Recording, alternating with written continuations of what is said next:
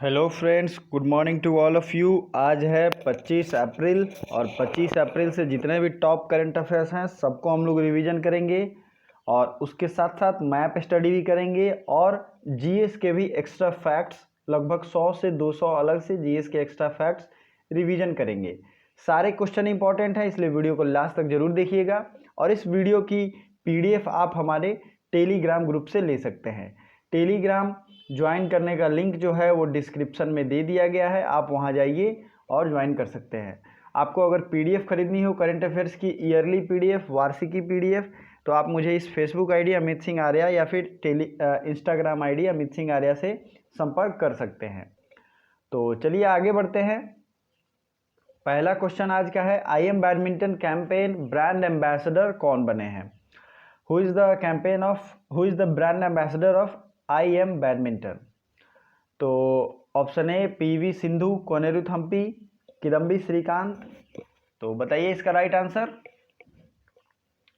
इसका right answer होगा PV Sindhu. आपको पता है PV सिंधु ये जो है इन्होंने बैडमिंटन वर्ल्ड फेडरेशन BWF खिताब ये जीतने वाली इंडिया की पहली मतलब एक तरीके से लड़की हैं।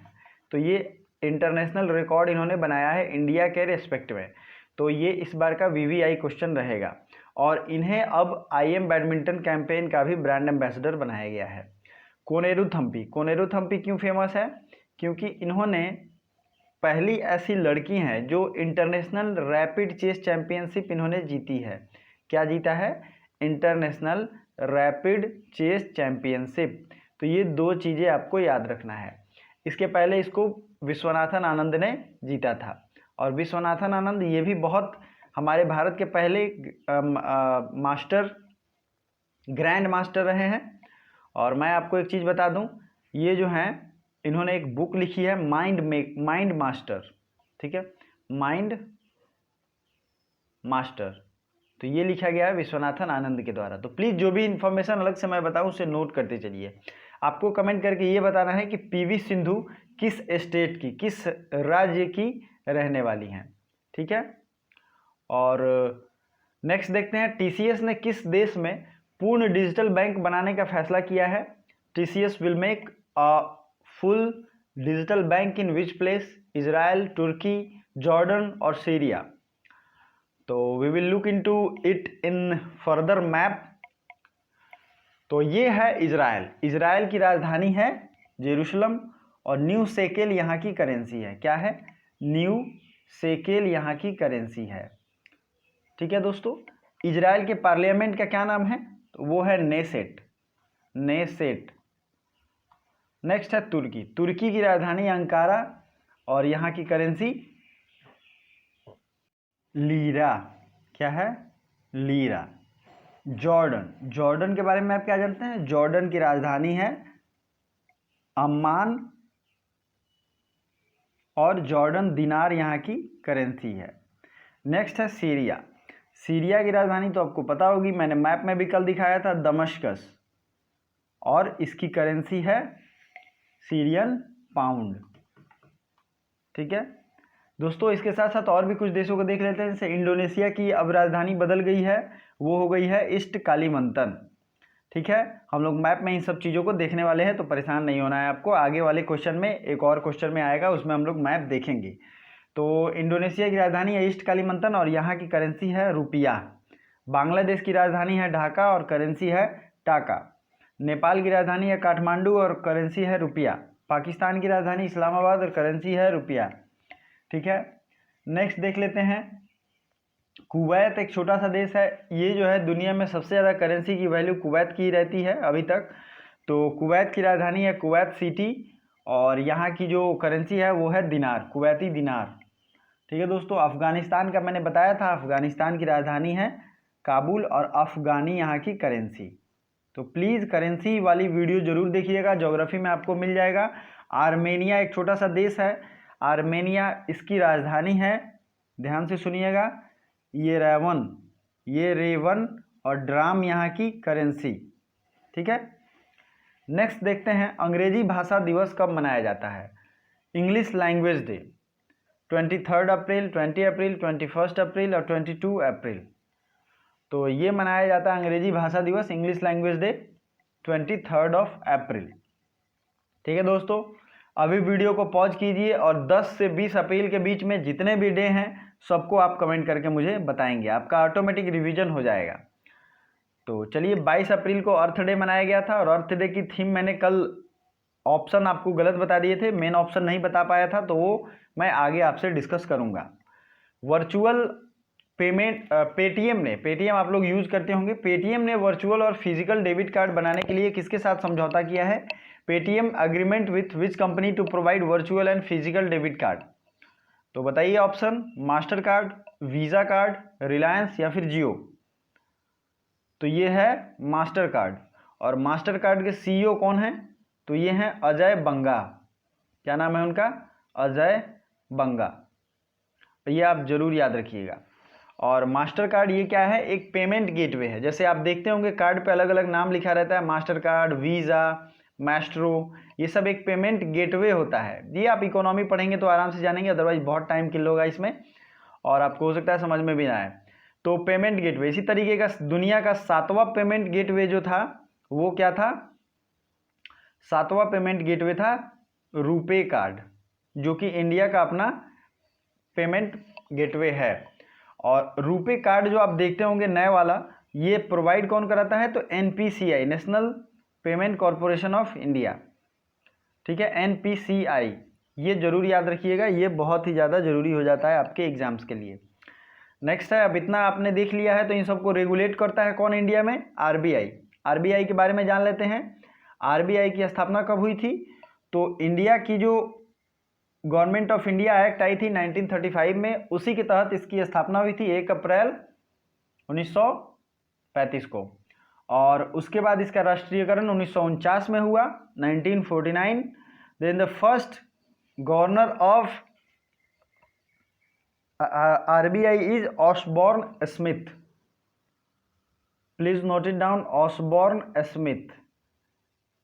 And first Indian governor of this group is doctor C D. Deshmukh, C D. Deshmukh.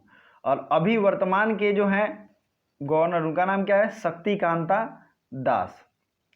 और एक और गवर्नर के रूप में अपॉइंट हुए हैं बोर्ड ऑफ गवर्नर्स में, उनका नाम है विराल आचार्य। और इसके पहले रघुराम राजन थे, और रघुराम राजन के बाद पटेल जी थे। तो ये आपको ध्यान रखना है। नेक्स्ट है, किस संस्था के अनुसार वायु प्रदूषण सबसे निचले स्तर पर आ गया है? According to which agency air pollution is at the lowest position? NASA, ISRO, DRDO और यूरोपियन स्पेस एजेंसी। तो ये नासा ने अभी एक रिपोर्ट जारी किया है, उसमें बताया है, आपको पता ही है कि जो कोरोना है, कोरोना ने तो पूरी दुनिया में तबाही मचा रखी है, लेकिन इसका एक कहते हैं ना कि हर चीज़ के दो पहलू होते हैं। एक अच्छा इफेक्ट ये है कि दुनिया भर में सारी गाड़ियाँ बंद है, कोई नहीं चल रहा है, तो air pollution, fresh air, oxygen अभी है। ये बहुत इत्तेफाक की बात है, आपने नोटिस नहीं किया होगा, जो बारिश अभी के टाइम में हो रही है, मैंने नोटिस किया है, कल भी बारिश जो हुई थी उसमें जो पत्थर गिरे थे वो बहुत फ्रेश रेनफॉल हो रहा है। तो ये बहुत अच्छी बात है कि जो इन्वायरमेंट था वो इतना पॉल्यूटेड हो गया था, वो कुछ क्लीन हो रहा है, कुछ तरीके से रिफिल हो रहा है, अपनी शुद्धियों को वो रिफिल कर रहा है।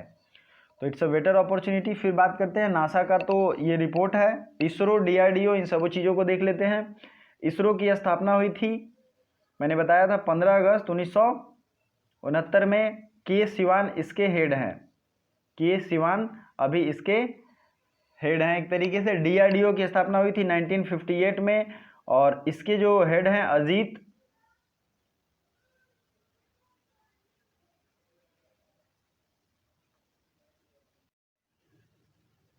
अजीत मोहंती बार्क के हेड हैं, ना कि डीआरडीओ के। आप लोग को डीआरडीओ के जो भी अभी चीफ हैं उनको सर्च करना है गूगल पे और कमेंट करके बताना है। यूरोपियन स्पेस एजेंसी आपको पता ही है, फ्रेंच गुयाना में इसका हेडक्वार्टर है। इसरो का हेडक्वार्टर कहाँ है? तो इसरो का हेडक्वार्टर है बेंगलुरु में। एक चीज़ मैं बता दूं, इसरो अपना ह्यूमन स्पेस फ्लाइट सेंटर कहाँ बना रहा है? वो भी बेंगलुरु में बना रहा है। इसरो का 3rd लॉन्च पैड, ये जरूर याद रखिएगा, ये बन रहा है कुलशेखर पट्टिनम। इसमें इसरो का 3रा लॉन्च पैड बन रहा है, ये कहाँ है? तमिलनाडु में। नेक्स्ट क्वेश्चन है आप्तमित्र या आप्तमित्र ऐप किसने लॉन्च किया है? तो बताइए इसका right answer. Option A Karnataka, Kerala, Tamil Nadu और आंध्र प्रदेश। तो ये भी कोरोना से रिलेटेड इन्फॉर्मेशन के लिए एक ऐप बनाया गया है कर्नाटक के सरकार के द्वारा, कर्नाटक गवर्नमेंट के द्वारा। तो कर्नाटक और उधर के जो भी इंपॉर्टेंट इन्फॉर्मेशन है इसको हम लोग देखेंगे। सबसे पहले क्वेश्चन पूछा जाता है यक्षगान, एक डांस, फोक डांस है, ये कहाँ सेलिब्रेट किया जाता है, कहाँ मनाया जाता है? तो ये मनाया जाता है कर्नाटक में। यक्षगान जरूर याद रखिएगा। आइए कर्नाटका के जो भी इम्पोर्टेंट चीज़ हैं, एक पोर्ट है कर्नाटक का मैंगलोर पोर्ट। मैंगलोर पोर्ट ये लौह इस्पात को ट्रांसपोर्ट करने के लिए फेमस है। तो ये कहाँ है? मैंगलोर, कर्नाटक में ही है। कर्नाटक के सारे नेशनल पार्क से एक लाइन से लिख लीजिए और रिवीजन करते रहिए। पहला है बांदीपुर नेशनल पार्क, दूसरा है बनरघट्टा, बनरघट्टा, तीसरा है कुद्रेमुख, कुद्रेमुख ये लोहे की खान भी है, और चौथा है नागरहोल, और पांचवा है अंसी। ये सारे नेशनल पार्क कर्नाटक में हैं। केरल के बारे में जरूर आपको याद रखना चाहिए। केरल का पहला नेशनल पार्क है एराविकुलम, दूसरा है मथिकेतन सोला, तीसरा है पेरियार, पहला मैंने बताया एराविकुलम, दूसरा मथिकेतन सोला, तीसरा पेरियार, चौथा है साइलेंट वैली, पांचवा है अन्नामुडी, और छठा है पम्बादम। पम्बादम नेशनल पार्क जो है वो कहाँ है? केरल में है। केरल की पेरियार नदी जो है वो सबसे लंबी नदी है, और सबसे लंबी नदी भरतपुझा नदी, ये जो है सेकेंड नंबर पे सबसे लंबी नदी है।